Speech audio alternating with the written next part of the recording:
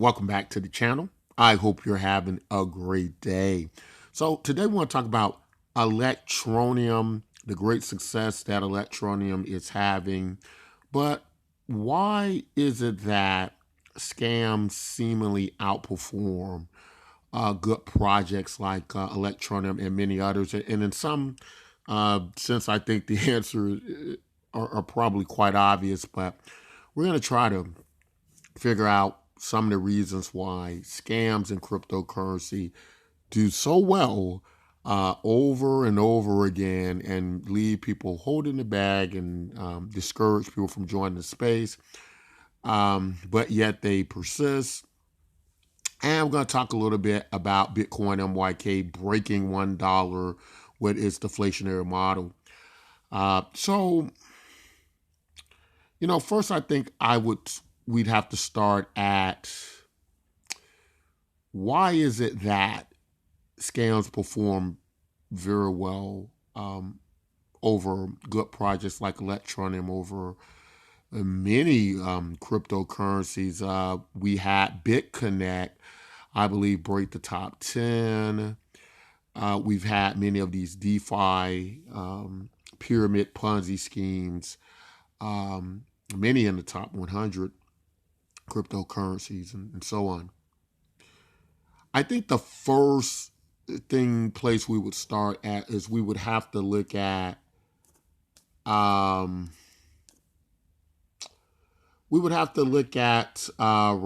store value idea of cryptocurrency. I think, starting from the genesis of cryptocurrency, that some believe that Bitcoin, and finding out that there was problems with it being a currency, currencies generally typically being, very useful measures of value people use to as a medium of trade every day. Wasn't going to work with Bitcoin, so they devised the idea of store value with Bitcoin, in which Bitcoin would just be this highly speculative device. The venture capitalists could get their money back and so on and so forth, right? And this is very important because that sets up, I think, the start of many, or at least the atmosphere of how scams start to gain their power in cryptocurrency. I think the next part is what I would call the midnight infomercial. The get rich quick scheme, right? That has worked since the beginning of time, right? So a cryptocurrency has always pushed that idea of getting rich quick, overnight, and so on and so forth. Now, all these things are quite relational to scams as well, and generally people get scammed because these scammers are able to prey on their desires to get out of desperate situations, make money very quickly. And these people, oftentimes, they suspend reality, right? The too good to be true becomes painfully obvious. But I think with Electroneum, the feel of it is a lot more, I think, in line with how growth works and investment works and value works. And these are things that germinate, right, over time, and they grow over time. And it's not this crazy, freakish, 1,000,000% return overnight stuff, right? And so Electroneum, because it isn't that, because it's a real company with a real future, and the real hiccups of what you go through that in the first years and the first phases of your projects, are what allows scams to not only perform better in cryptocurrency, but to attract more people because of the beginning of the space, it has indoctrinated a lot of people into that type of mindset, right? And so these people now don't know how to look at things any other way other than that. And so when they look at projects, there's the measuring stick is in relation to that, right? The idea of projecting out a 5-year plan of what their investments are going to look like in the future uh, doesn't cross many of their minds. Um, how the space has presented opportunity to them, be it false, be it unsustainable, be it products that haven't shown a true use case, right? So this makes it easier for these other projects to succeed quicker, right? Faster because of this opportunity, this so-called opportunity that in a very short period of time, right? People like big profits, but what's better than big profits? Fast returns and big profits, right? Most of the time doesn't work like that. If it is, it's usually some type of illegal activity or illegal project or illegal loan or something or another. But they still would like to believe it's something else, right? So Electroneum, coming soon, they're going to be doing the management team of learning with the taskschool.com in the beta. And if you don't know what the task school is, right, it is the opposite end of the any task system. If you're going to use a platform where you're going to, people globally are going to have this use case to trade their skills and labor for Electroneum, right, to transmit this value across the globe. Um, you know, there kind of is this natural situation between training people to be able to learn more skills and to create more value. Because what happens is, it's quite interesting, and I think it's a great direction. What happens is when we go back to how Electroneum first started with the airdrops, right, every month, a lot of people push back against that. A lot of people have problems against that, and I'm going to tell you exactly why that is. Because we've grown up in these very old 20th century capitalistic models. And in these models, there has to be a equal value transfer, reciprocal, right? Um, to what we see in the aggregate form of money, as to say, if a person's holding 500 euros or 500 US dollars, and you have a person maybe in a developing nation who is holding maybe a tenth of that or fractions of tenths of that, but they have a skill or they have a talent or something of value that equals out to that 500 euros or that 500 US dollars. It's become quite difficult for us in the West to understand that there can be other ways to transfer value and money other than the direct currency approach, right?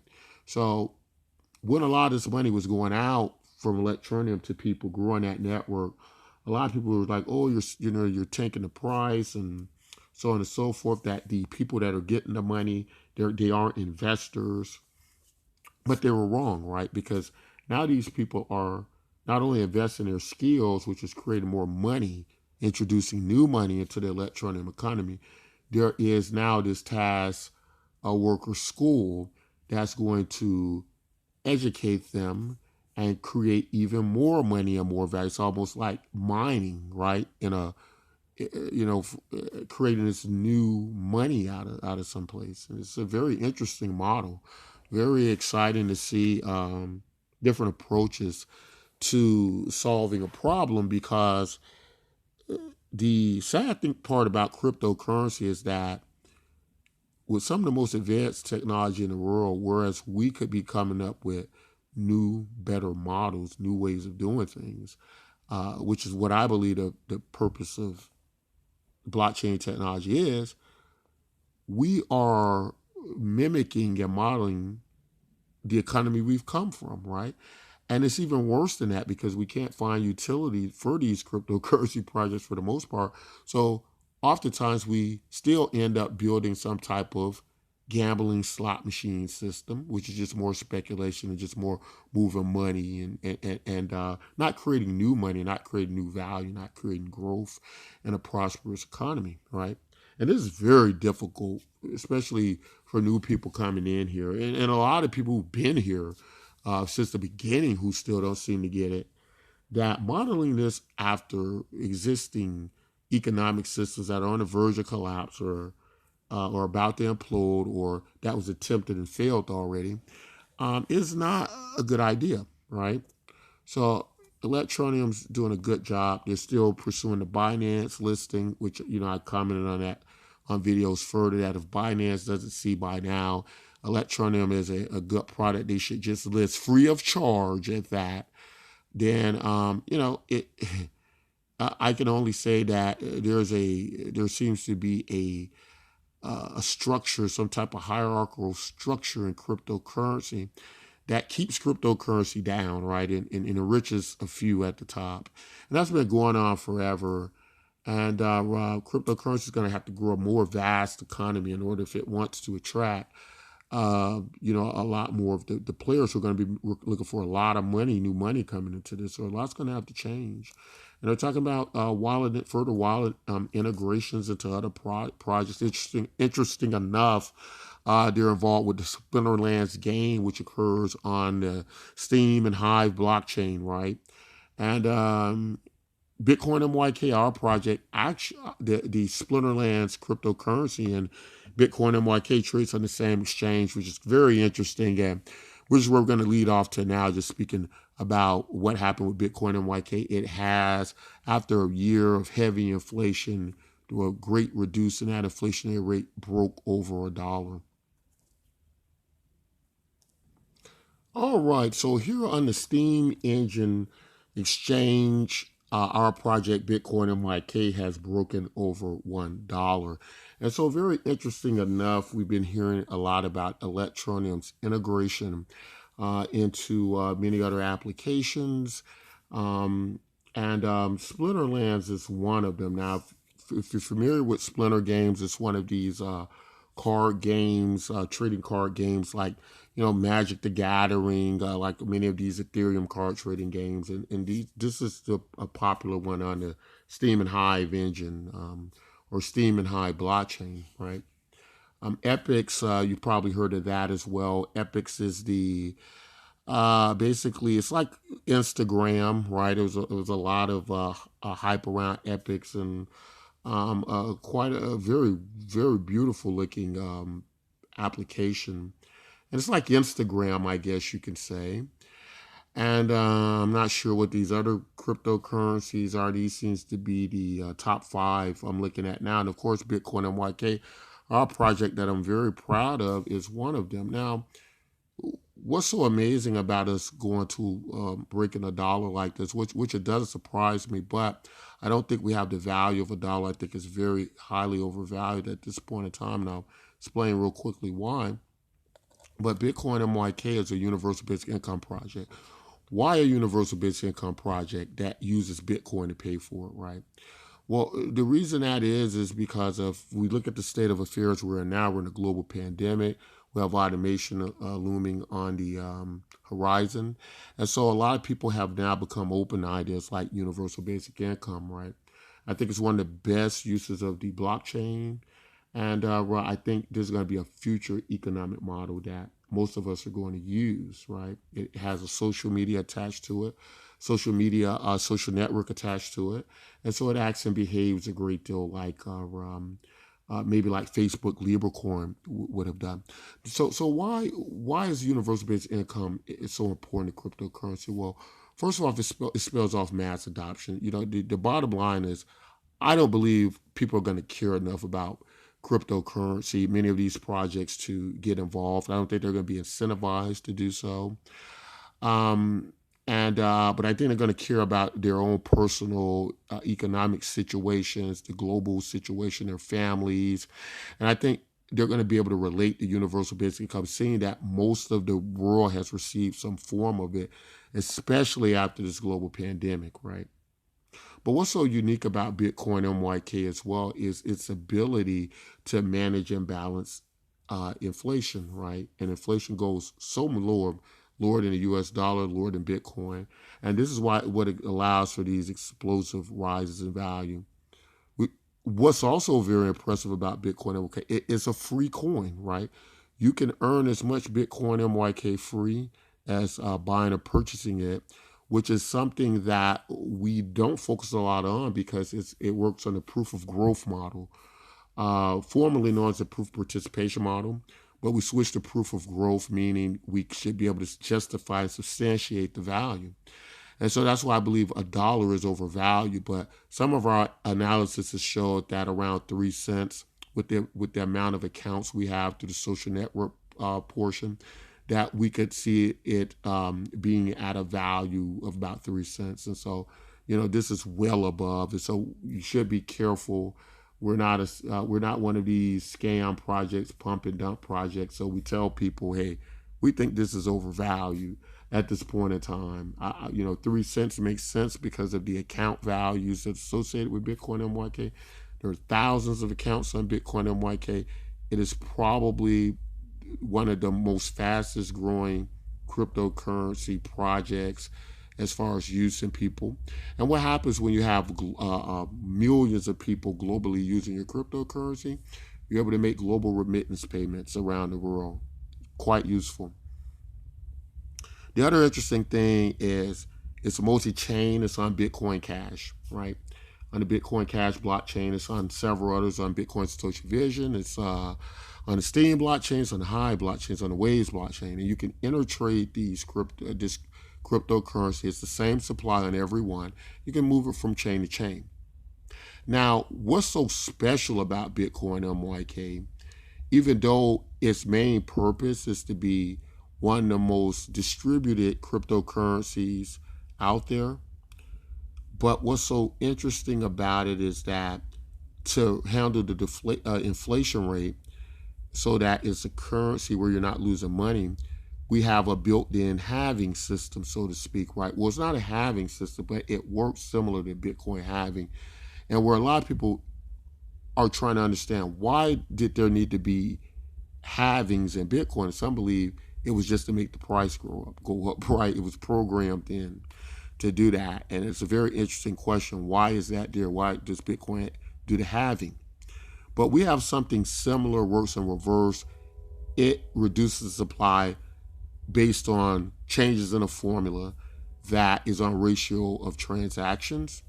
And so because of that, and the inflation rate is getting lower and lower, and first year was the highest part of it, and millions of our coins go out free in UBI every month, millions. And that's why it's so amazing for us to break over a dollar, simply because people have so much of our cryptocurrency free. It should create a lot of downward selling pressure, and yet we've endured getting through that first year of a high inflation rate, and now finally hitting the dollar. Now, I don't think it will hold, but it will still be a tremendous return from where we've come from.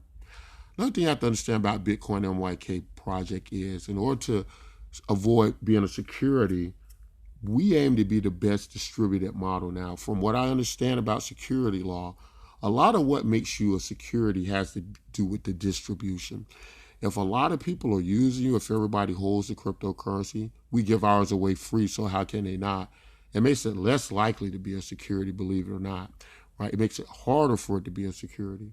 When it works on a freemium service model like ours, it makes it difficult to do that. Now, there is a secondary market.